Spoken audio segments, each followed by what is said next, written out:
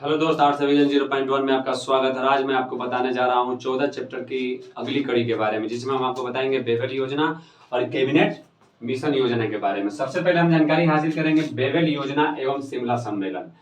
यह क्यों आया, किस प्रकार आया, इसकी क्या क्या शर्तें थी, क्या क्या बातें थी। लॉर्ड बेवेल अक्टूबर 1943 ईस्वी में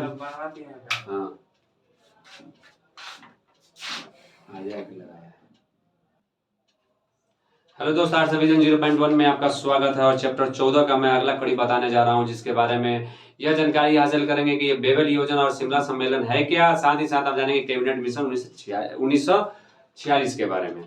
सबसे पहले हम जानेंगे बेवेल योजना एवं शिमला सम्मेलन। तो बेवेल योजना, लॉर्ड बेवेल अक्टूबर 1943 ईस्वी में भारत आए, यानी लॉर्ड बेवेल कब आए भारत, तो अक्टूबर 1943 में। और महात्मा गांधी को जेल से रिहा कर दिया। यानी ये जब भारत आए तो इन्होंने क्या किया, महात्मा गांधी कांग्रेस के नेतृत्व करता थे, जो कहां थे, जेल में बंद, उन्हें रिहा कर दिया।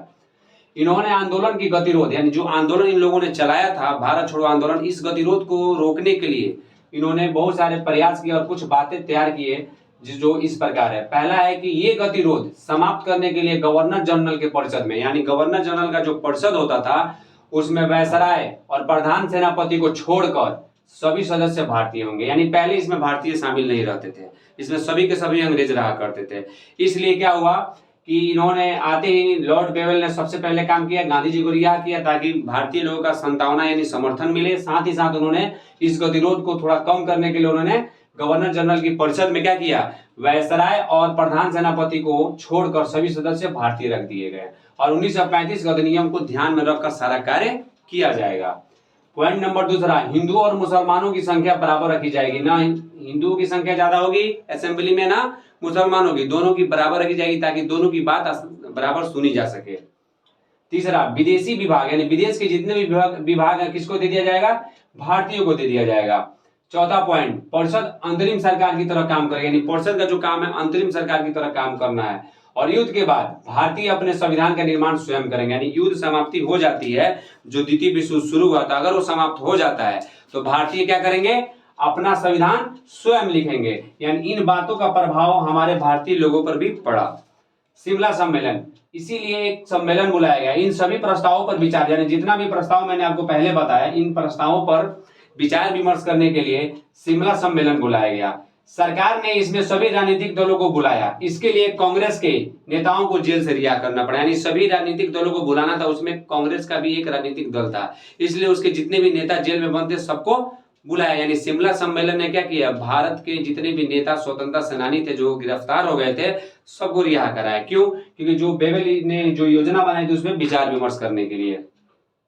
सम्मेलन का कार्यवाही 25 जून 1945 को आरंभ हुआ, जिसमें कांग्रेस, मुस्लिम लीग, सिखों, यूरोपियनों, दलित वर्गों के प्रतिनिधि शामिल हुए।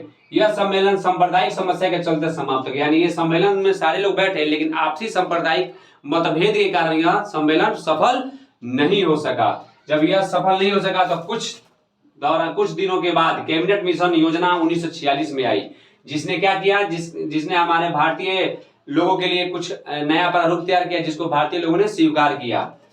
15 मार्च 1946 को ब्रिटिश प्रधानमंत्री लॉर्ड एटली, यानी लेबर पार्टी से जीते हुए थे, कहां पे, इंग्लैंड में, ब्रिटेन में। यानी 15 मार्च 1946 को ब्रिटिश प्रधानमंत्री लॉर्ड एटली ने यह घोषणा किया कि 3 मंत्री, कितने मंत्री, 3 मंत्री कहां जाएंगे, भारत भेजे जाएंगे, जो क्या करेंगे कि जितनी भी समस्याएं उसका पहले अध्ययन करेंगे। देखिए, जब तक आप समस्या का अध्ययन नहीं कीजिएगा तो उसका समाधान आपको यानी हल नहीं मिल सकता है।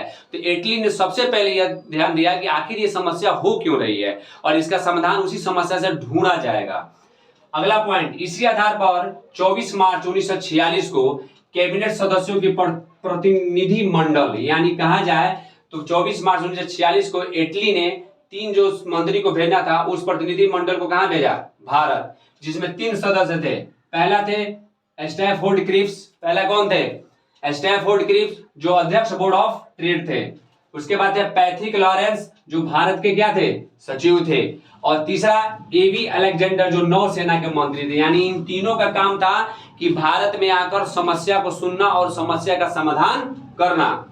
इसलिए इसका नाम कैबिनेट मिशन पड़ा। यानी कैबिनेट मिशन का मतलब होता है कि कैबिनेट ने विचार विमर्श करके, यानी एक मंत्रिमंडल बैठकर इसमें विचार विमर्श करेगी, समस्या को सुनेगी और साथ ही इसका हल निकालेगी। इसकी कुछ सिफारिशें थी, यानी इन्होंने कुछ सिफारिश था। पहला सिफारिश देखिए क्या था, एक भारतीय संघ स्थापित किया जाएगा, यानी भारत में एक संघ स्थापित किया जाएगा जो विदेशी रक्षा और यातायात की देखभाल करेगा। यानी एक ऐसा संघ का निर्माण किया जाएगा जो क्या करेगा, विदेशी नीति, रक्षा और यातायात से जुड़ी सारी गतिविधियों की क्या करेगा, देखभाल करेगा। पॉइंट नंबर दूसरा, संघ में देशी राज्य और ब्रिटिश भारत, यानी यहाँ पे संघ में जो संघ का निर्माण होगा उसमें क्या होगा, देशी राज्यों एवं ब्रिटिश भारत के प्रतिनिधियों की एक कार्यपालिका होगी। क्या होगी, एक कार्यपालिका होगी जो क्या करेगी, इस पे कार्य करेगी। पॉइंट नंबर तीसरा, प्रांतों के संघीय विषयों को छोड़कर, यानी प्रांत में जो संघीय विषय को छोड़कर सभी मामले में पूर्ण स्वयं सत्ता होगी। यानी प्रांतों को संघीय विषय को छोड़ के जितनी भी बाकी मामले होंगे उसके लिए उनको स्वयं का अधिकार होगा। चौथा पॉइंट, भारतीय प्रांत को 3 वर्गों में विभाजित किया गया या किया जाएगा। पहला अ, यानी अ वाले में कौन कौन रहेंगे, अ वर्ग वाले में, यानी 3 वर्ग में भारतीय प्रांत को बांटा गया, जिसमें अ में रहेगा मद्रास, बंबई, उत्तर प्रदेश, बिहार, मध्य प्रांत, उड़ीसा। यानी यह जो कैटेगरी के जो राज्य थे, प्रांत थे, वो कहां रहेंगे, वर्ग अ में रहेंगे। वर्ग ब में देखिए पंजाब, सीमा प्रांत एवं सिंध, यानी पंजाब, सीमा प्रांत और सिंध किसमें रहेंगे, वर्ग नंबर ब में। और वर्ग नंबर 100 में कौन रहेंगे, बंगाल और असम। इस तरह से उन्होंने प्रांतियों को 3 वर्गों में विभाजित कर दिया। पॉइंट नंबर 5वां, संघ एवं इन समूहों का संविधान में एक धारा होगी। यानी संघ और ये जो समूह बनाया गया है इसके लिए संविधान में क्या होगी, एक धारा होगी, जिसके अनुसार किसी भी प्रांत को संविधान के धाराओं पर पुनर्विचार का अधिकार होगा। यानी अगर धारा रहेगा तो अगर धारा सही है तो ठीक है, अगर फिर इन फ्यूचर उसमें कुछ विचार करने के लिए कुछ करना हो तो धारा के तहत उस पर आप विचार कर सकते हैं। ये अधिकार 10 वर्षों के लिए फिर पुनः 10 वर्षों के लिए बढ़ा, यानी पहले ये 10 वर्षों के लिए कारगर होगा, 10 वर्षों के बीच में कोई चेंजिंग नहीं होगी। लेकिन अगर ऐसा लगता है कि इसमें कुछ गड़बड़ है, चाहे कुछ दिक्कत हो रही है, परेशानी हो रही है, तो फिर पुनः 10 वर्ष के बाद इसमें चेंज करके फिर 10 वर्षों के लिए इसको आगे बढ़ाया जाएगा। अगला पॉइंट, रियासतों को यह अधिकार होगा कि ये जिन विषयों को चाहे संघ को दे दें। यानी रियासत मतलब जो प्रांत थे, रियासती प्रांत, उनको यह अधिकार दिया गया है कि जिन विषय को चाहते हैं संघ को देना वो दे सकते हैं। संविधान जब अस्तित्व में आएगा तो ब्रिटिश सर्वोच्चता समाप्त है, लेकिन जब संविधान बन जाएगा आपका, यानी भारतीय संविधान बन जाएगा, तो ब्रिटिश की जो सर्वोच्चता थी वो समाप्त कर दी जाएगी। 7वां, प्रत्येक 10 लाख जनसंख्या पे एक प्रतिनिधि चुनने का निश्चय किया जाएगा। यानी हर 10 लाख जनसंख्या पे क्या चुना जाएगा, एक प्रतिनिधि चुना जाएगा। 8वां, मुख्य राजनीतिक दलों के प्रतिनिधियों को मिलाकर एक अंतरिम सरकार बनाई जाएगी। एक अंतरिम सरकार का निर्माण कैसे होगा, राजनीतिक दल के प्रतिनिधियों को मिलाकर सरकार बनेगी, जिनमें 4 सदस्य होंगे। यह योजना यानी मिशन गांधी जी ने स्वीकार कर लिया और 22 जून 1946 को यह इंग्लैंड चला गया और इस पर विचार विमर्श किया गया। और हम इस तरीके से जानते हैं कि बेबेल योजना, शिमला सम्मेलन क्या है और कैबिनेट मिशन योजना 1946 क्या है, लेकिन यह सफल योजना थी।